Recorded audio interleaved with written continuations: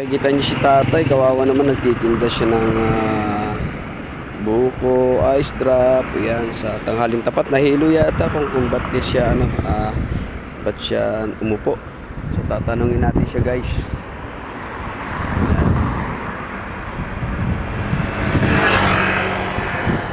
Tay, ano nangyari sa'yo? Nahilo ka? Ay, tinda mo na yan. Kumain ka na ba? Okay naman. Paano init? Ayaw mo na. Okay, nagpapahinga ka. So, tsagaan nyo tayo na talaga magano, no? Sikap lang tayo sa tinda tayo. Oo. Magkano po yung buko nyo? Magkano po yung buko? Ano po ba yung tinda nyo tayo? Po. Ha? 30. Patingin nga po ako tayo.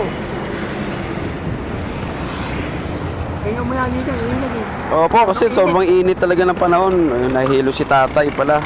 Kaya nagpahinga siya sa gilid, siyempre. Tingnan nyo, guys, sa kabila ng ano talaga, oh. Yung kanyang paninda, yun, oh. Ice cream. Magkano na may ganun tayo? Ano ba to, buko?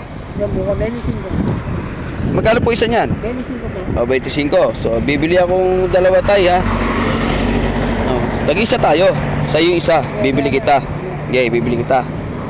Ilalagay ko muna dito. Init eh. Ayaw mo Oo. na. Kunti. Siyempre. Ayaw mo na. Yan. Ayan. Yan si tatay, guys, sa kabila nung ano talaga, nagsisikap si tatay sa buhay, oh. So, yan, dito yan sa Carmona, Cavite, guys. Siyempre, kapwa natin yan, dito rin tayo sa Carmona.